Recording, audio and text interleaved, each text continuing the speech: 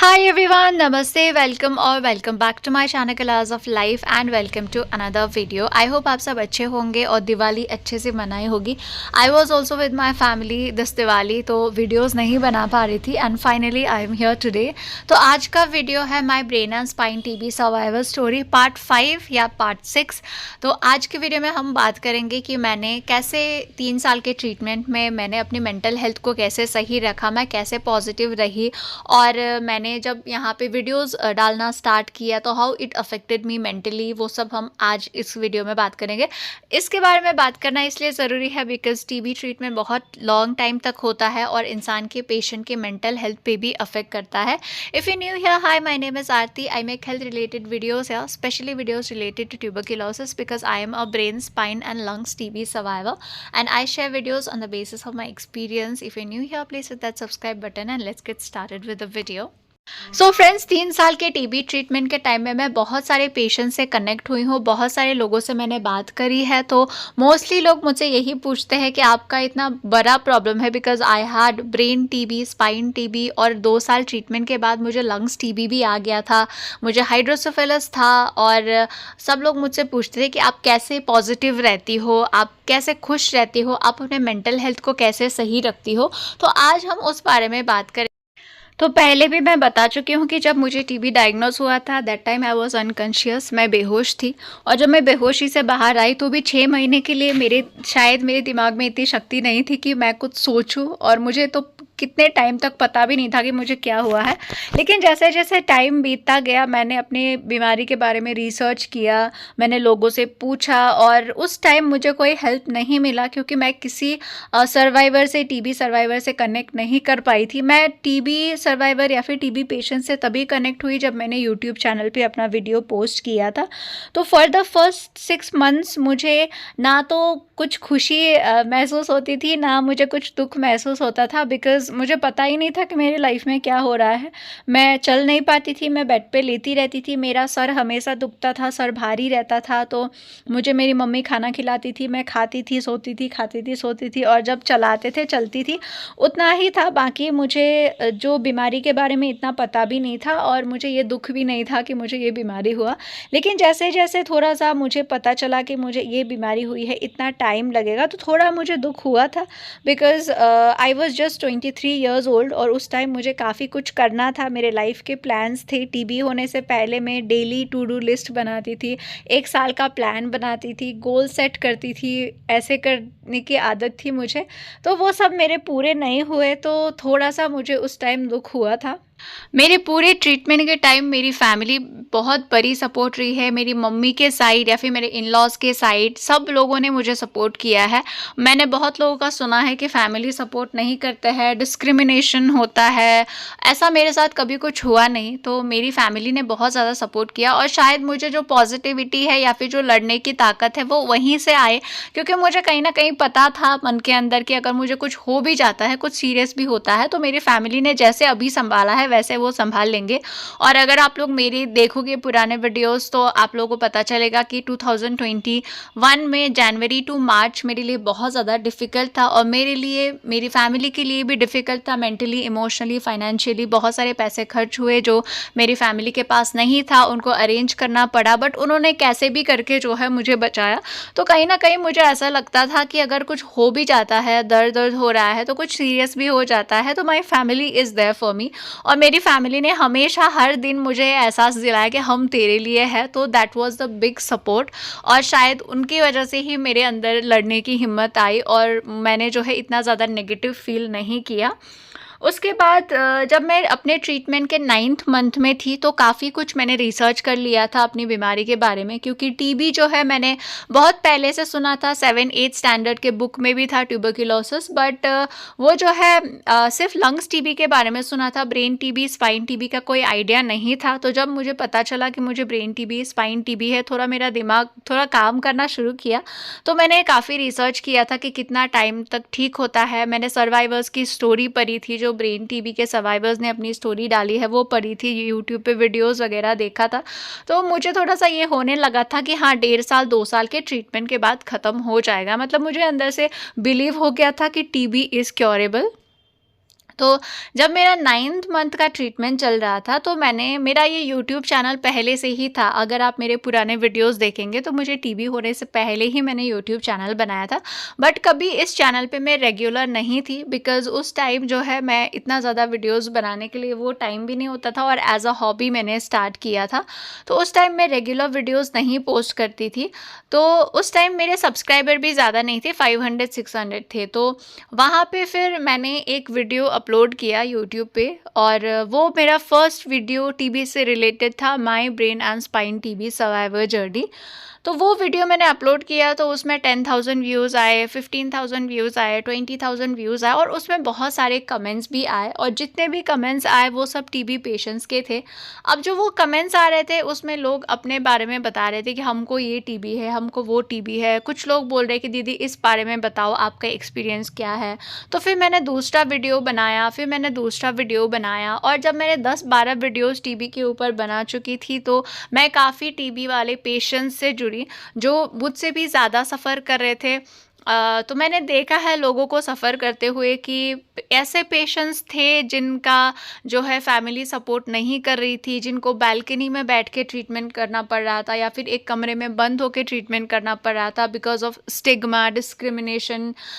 ऐसे पेशेंट्स थे जिनकी फैमिली बिल्कुल सपोर्ट नहीं कर रही थी, या फिर ऐसे पेशेंट्स से मैंने बात करी जिनकी पूरी फैमिली सपोर्टिव है, वो हॉस्पिटल में एडमिट है, फिर भी वो बच नहीं पाए। तो बहुत लोगों को जान जो है टीबी की वजह से गई थी, जब मैं उन लोगों से बात करी थी। तो उस टाइम जो है मुझे ना बहुत ग्रेटफुलनेस आ गया, मुझे बहुत ग्रेटफुल फ़ील होने लगा, मुझे बहुत थैंकफुल फ़ील होने लगा कि मेरी फैमिली ने मेरा सपोर्ट किया, और I am very very grateful for this life, क्योंकि मैं इसको अपनी सेकेंड लाइफ़ मानती हूँ। एक बार बहुत कुछ हुआ था मेरे साथ, और बहुत लोगों को होप नहीं था कि मैं बचूँगी, नहीं बचूँगी, बट भगवान ने मुझे फिर से लाइफ दी। तो उस टाइम जो है ना, मैंने बहुत सारे ऐसे टीबी पेशेंट्स को देखे जिनका स्ट्रगल मुझसे भी ज़्यादा था। शायद मेरे हेल्थ इश्यूज़ उनसे ज़्यादा होंगे, लेकिन मुझे फैमिली का पूरा सपोर्ट था। लेकिन किसी को फैमिली का सपोर्ट नहीं था, किसी को फैमिली का पूरा सपोर्ट था, पैसा था उनके पास, अच्छे से अच्छे हॉस्पिटल में ट्रीटमेंट ले रहे थे, फिर भी उनका इलाज नहीं हो पाया, दे लॉस देयर लाइफ। तो ये सब देख के कहीं ना कहीं मुझे लगा कि भगवान ने मुझे जीने का एक और चांस दिया है। और मैंने बहुत सारे वीडियोस बनाए टीबी के ऊपर, और मैंने कोशिश करी कि मैं ज़्यादा से ज़्यादा खुद को बिज़ी रखूं, क्योंकि इंसान जब अकेले बैठता है और कुछ करने के लिए नहीं होता है, तो उसके दिमाग में बहुत सारी चीज़ें आती है, बहुत सारे नेगेटिव थॉट्स आते हैं। तो मैंने अपने आप को बहुत बिज़ी रखा कि मेरे दिमाग में स्ट्रेस के लिए कोई टाइम ही नहीं था कि मैं स्ट्रेस लूँ, क्योंकि हमेशा मैं कुछ ना कुछ करती रहती थी। ऐसा भी टाइम था कि मैं सपोर्ट के साथ चल रही हूँ, फिर भी मैं अपना पूरा काम, जो पर्सनल काम है, वो खुद करती थी। पेंटिंग करना नहीं आता मुझे, फिर भी मैं थोड़ा थोड़ा पेंटिंग करती थी, सिंगिंग करती थी, गार्डनिंग करना मैंने स्टार्ट किया। तो ये छोटी छोटी चीज़ें जो है, लिखने की हैबिट, मैं पोएम्स वगैरह लिखती हूँ। तो ये जो मैंने हॉबीज़ अपनी फॉलो की, उसने भी मुझे काफ़ी हेल्प किया बिज़ी रहने के लिए और मेरे मेंटल हेल्थ को अच्छा रखने के लिए। वेरी इंपॉर्टेंट चीज़, या फिर एक बहुत इम्पॉर्टेंट वो था कि मैंने लियो को अडॉप्ट किया। मैं जब हॉस्पिटल से आई थी, तो उस टाइम मैं चल नहीं पा रही थी, मैं बेड पे थी। हमने लियो को अडॉप्ट किया, तो लियो आके मेरे पास में बैठा रहता था। और अभी मेरा ट्रीटमेंट ख़त्म हो गया है, 3 साल, और मेरा लियो भी 3 साल का हो गया है। अभी तो ये हमारे बच्चा जैसा है। तो जो है, हमने एक पेट को अडॉप्ट किया, तो उसको ग्रो होते हुए देखा है मैंने, और पता नहीं इसके साथ बहुत अच्छा बॉन्ड बना। और कभी मेरे पास कुछ होता नहीं था करने के लिए, तो मैं इससे बात करती थी, और मैं इसको सब कुछ शेयर करती थी। कभी बहुत ज़्यादा फ्रस्ट्रेशन होता है, कभी बहुत ज़्यादा गुस्सा आता है, तो किसी को बोलना होता है, किसी को बताना होता है, लेकिन हर समय आपके पास कोई इंसान अवेलेबल नहीं रहता है, सबके पास काम होता है। तो मैंने लियो से बहुत ज़्यादा बातें की है, और कहीं ना कहीं लियो का प्रेजेंस जो है मेरी लाइफ में बहुत इम्पॉर्टेंट है। तो यही चीज़ें थी कि मैंने अपनी मेंटल हेल्थ को सही रखने के लिए और खुश रहने के लिए मैंने हमेशा यही चीज़ किया। एक तो मैंने अपने आप को बहुत बिज़ी रखा। कुछ भी हॉबीज़, मेरे जो हॉबी नहीं थे वो भी मैंने फ़ॉलो किए। जैसे पेंटिंग नहीं आती थी मुझे, फिर भी मैं मम्मी को बोलती थी कि कोई भी प्लांट का लीफ लेके आओ, तो मैं लीफ पे पेंट करके ऐसे करती थी। और मैं सिंगिंग करती थी, और मैं बैठे-बैठे लिखती थी, पोएम्स वगैरह लिखती थी। और मेरी जो टीबी की जर्नी है वो मैंने पूरी लिखी हुई है मेरे फ़ोन में, पीडीएफ बड़ा सा फाइल है जहाँ पे मैंने सब कुछ लिखा हुआ है। मैंने पेशेंस से बहुत ज़्यादा बात करी है। अगर कोई पुराना सब्सक्राइबर मेरा देख रहे हैं तो उनको पता है कि मैंने पेशेंस से, टीबी पेशेंस से बहुत बातें करी है। तो जब से मैंने यहाँ पे टीबी के रिलेटेड वीडियोस डालना स्टार्ट किया था, तभी से मेरा एक मोटिव ये है कि मैं टीबी अवेयरनेस स्प्रेड करूँ ज़्यादा से ज़्यादा, क्योंकि टीबी के बारे में अभी भी स्पेशली रूरल एरियाज़ में फ़ॉल्स बिलीव्स है, अभी भी मिसकंसेप्शन है, डिस्क्रिमिनेट किया जाता है टीबी पेशेंट्स को कि टीबी है तो इंसान ज़िंदा नहीं बचेगा, टीबी है इसको तो इसके पास नहीं जाना है, इससे बात नहीं करना है, इससे नहीं छूना है। तो ऐसा करेंगे तो टीबी पेशेंट्स के मेंटल हेल्थ पे और भी ख़राब इफ़ेक्ट पड़ेगा, क्योंकि टीबी पेशेंट्स को मेडिसिन्स के साथ साथ केयर की बहुत ज़्यादा ज़रूरत होती है। तो मैंने टीबी पेशेंट्स के एक्सपीरियंसेस सुने और मैंने अपने एक्सपीरियंसेस बताए, और कुछ एक्सपीरियंसेस ऐसे थे कि उनको सुन के मुझे हमेशा ऐसा फ़ील होता था कि आई एम वेरी थैंकफुल कि मुझे ऐसा फैमिली मिला जहाँ पे डिस्क्रिमिनेट नहीं करते हैं, जहाँ पे मुझे सपोर्ट करते हैं। तो अभी भी मेरा यही मोटिव है कि मैं टीबी के लिए ज़्यादा से ज़्यादा अवेयरनेस में काम करना चाहती हूँ, और ज़्यादा से ज़्यादा टीबी के बारे में लोगों को जागरूक करना चाहती हूँ कि TB is not end of life, TB is not a taboo, TB is just a disease जो 1.5-2 साल 3 साल ट्रीटमेंट लेने के बाद पूरी तरीके से ठीक हो जाएगा। तो ये था आज का वीडियो कि मैंने कैसे अपने मेंटल हेल्थ को सही रखा टीबी ट्रीटमेंट के टाइम में। फिर से मैं ये बोलती हूँ कि मैं एक इंसान हूँ, तो हर तरह के इमोशंस जो है मुझे फ़ील होते थे। कभी मुझे एंजाइटी होती थी, कभी मुझे बहुत ज़्यादा बुरा भी लगता था, कभी कभी मुझे रोना भी आता था, क्योंकि लाइफ अफेक्ट हुई है, 4 साल बर्बाद हो रहे हैं, तो हर इंसान को रोना आएगा। वो ह्यूमन इमोशंस है, वो फील होते हैं। मैं किसी को ये नहीं बोलती कि आप 24 घंटे खुश रहो, आप 24 घंटे खुश नहीं रह सकते हो, आपको हर तरह के इमोशंस आएंगे। लेकिन अगर आप सैड हो रहे हो तो सैड हो, अगर आपको रोना आ रहा है तो रो। कभी भी आपको रोना आ रहा है तो आपको खुद को नहीं रोकना चाहिए, आप रो सकते हो, लेकिन आपको कहाँ तक जाना है और कहाँ से आपको फिर पॉजिटिविटी लाना है, ये बहुत ज़रूरी है। मुझे रोना आता था, मैं रोती थी, मुझे सैड फील होता था, मुझे लगता था कि मेरी लाइफ बर्बाद हो गई, डिस्ट्रॉय हो गई, तो मैं वो फील करती थी।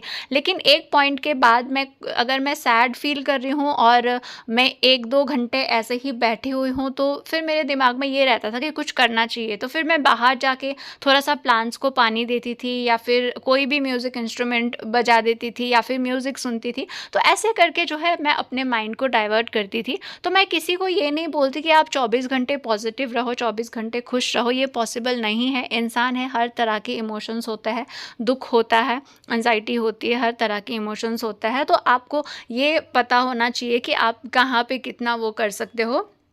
और अगर आपको मेंटल हेल्थ के बहुत सारे इश्यूज़ हो रहे हैं, आपको बहुत ज़्यादा डर लग रहा है, बहुत ज़्यादा गुस्सा आ रहा है, एंजाइटी हो रही है, चिड़चिड़ापन हो रहा है, कोई भी कुछ भी बोलेगा आपको गुस्सा आ जाता है, आप बहुत चिड़चिड़े हो जाते हो, तो आपको मेंटल हेल्थ स्पेशलिस्ट को भी ज़रूर दिखाना चाहिए, क्योंकि हर चीज़ हम खुद से कंट्रोल नहीं कर सकते हैं। तो यही था फ्रेंड्स आज का वीडियो। आई होप आप लोगों को अच्छा लगा होगा, और अगर आप लोगों को वीडियोज़ अच्छे लगते हैं, पसंद आते हैं, तो मेरे चैनल कलर्स ऑफ लाइफ को सब्सक्राइब करिए, लाइक और शेयर करिए, ताकि ज़्यादा से ज़्यादा इस वीडियो को रीच मिले और ज़्यादा से ज़्यादा टीबी पेशेंट्स तक ये वीडियो जाए। Thank you so much for watching. Bye bye.